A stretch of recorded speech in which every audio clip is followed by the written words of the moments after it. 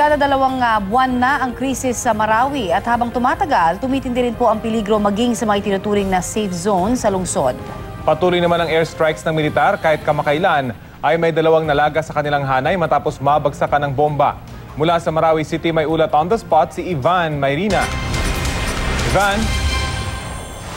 Rafi, day 53 na nga ngayon ng krisis sa Marawi at sa buong magdamag ay walang humpay daw na putukan at pagsabog ang narinig mula sa sentro ng bakbakan dito sa Marawi City.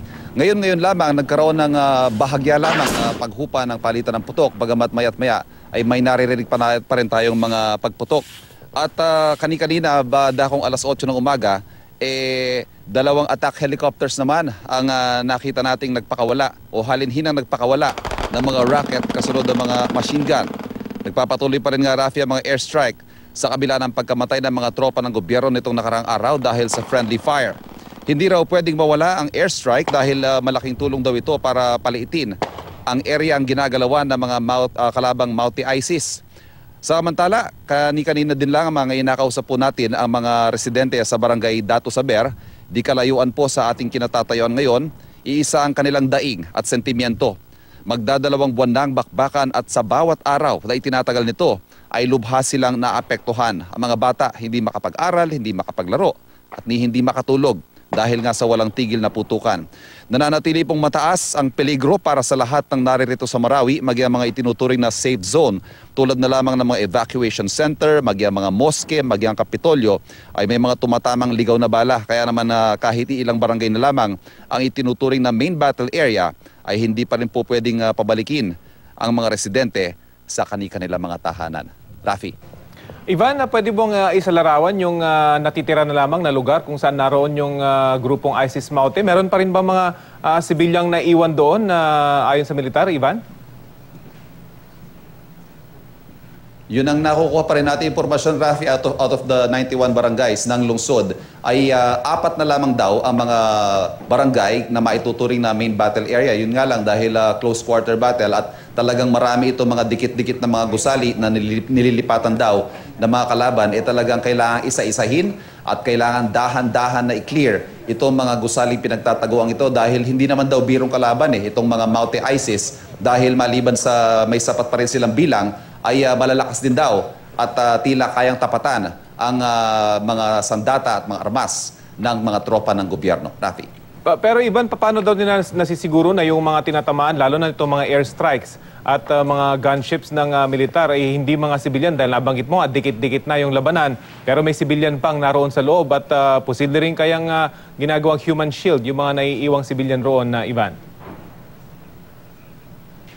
Yes, Rafi. In fact, yan ang numero unong dahilan. Kapag tinatanong natin ng militar, 53 days na ngayon, bakit nagtatagal ng ganito ang digbaang ito? Dahil nga daw kailangan ng doble ingat. Dahil maaring maraming sibilyan ang madamay kapag nagpadalos-dalos ang military operations dito, Rafi.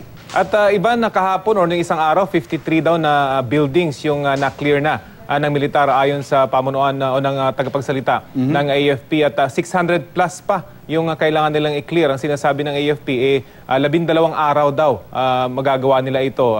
Based sa assessment dyan sa ground, Ivan, kaya ba talaga yung 12 araw for 600 plus na mga building sa Ivan? Well, of course, ang pronouncement ng Pangulo, yun nga, the other day, sabi niya, he needs 15 more days para totally ma-clear. Pero itong ating mga troops on the ground, of course, while they say na talagang ibibigay nilang lahat ng kanilang makakaya para matupad itong 15-day deadline ito, ay mahirap pa rin naman makapagsabi kung tuluyan nga nila makiklear itong daan-daan pa mga gusali na kailangan isa-isahin para masabing cleared na nga ang Marawi City mula sa mga Maute ISIS. Panghuli na lamang, Ivan, yung nabanggit mong barangay na yung napuntahan dyan sa may safe zone ng Marawi. Naaabutan naman ng relief goods ang mga ito dahil nababalitan lang natin yung mga nasa Iligan at yung mga nasa evacuation centers ang naabutan na, Ivan. Yes. Magandang punto, Rafi. Nung nakausap natin sila kanina kasi, yan ang kanilang daing. Ang malaking bilang po na mga internally displaced persons dito sa digmaang ito ay home-based evacuees. Ibig sabihin, hindi sila umalis sa kanilang tahanan o kaya nakikitira sa kanilang mga kamag-anak. Yun nga lang, Rafi, ito yung mga hindi naman basta-basta makakapaglabas-masok ng kanilang mga lugar dahil nga ang daming checkpoints, tapos mayat-maya may mga tumatamang ligaw na bala. Kaya talagang napaka-peligroso pa rin sa kanila. Yun nga lang, hindi sila naabutan o hindi nakakarating sa kanila sa tamang oras ang tulong. Marami yung mga nasa evacuation centers, yun, nabibigyan talaga sila. Pero yung mga nasa kanilang mga tahanan ay hindi nararating ng tulong. At ito nga, ang kailangan din pagtuunan ng pansin, itong humanitarian aspect ng krisis na ito, Rafi. Ivan, si Connie ito, no, meron lang akong pahabol na tanong din. Maaari mo bang ikwento rin sa amin yung lagay naman ng mga kasamahan natin ninyo dyan sa media? Dahil nakikita natin na mismong yung mga safe zone na pinagtataguan o kinalalagyan nyo rin, ay hindi rin ganun kaligtas na. Base na rin doon sa ilang mga posts, mga ulat din na nakukuha natin mula dyan. Ivan, pakikwento lang sa amin. Paano kayo gumagalaw dyan? Ano yung... Yes, Connie. Go ahead. Yes, eto Connie, sa tuwing lalabas kami, lalo doon sa kahit cleared areas na, kailangan nakasuot tayo ng ganito. At kahapon nga, medyo nataranta yung iba nating mga kasamahan dahil yung mismong conference room, dito nagkakaroon ng mga press briefings, mga VIP, ika nga, yung mga pumapasok dyan, maging yun, may lumusot na ligaw na bala doon sa Kisame. Kaya... wala ka talaga pupuntahan. Kahapon din, on the same day, may isang evacuee naman, isang 59-year-old man, tinamaan din ng ligaw na bala dito sa kanyang balikat. At I was also told, kahapon din, dito sa pinuntahan kong barangay, habang nasa loob ng kanyang bahay, isang babae ang tinamaan sa kanyang paa. So yung galaw, Connie, kung susumahin natin, very limited dahil maliban sa mga checkpoint ay siyempre sinasaalang-alang din natin ang ating kaligtasan dito sa pag-cover dito.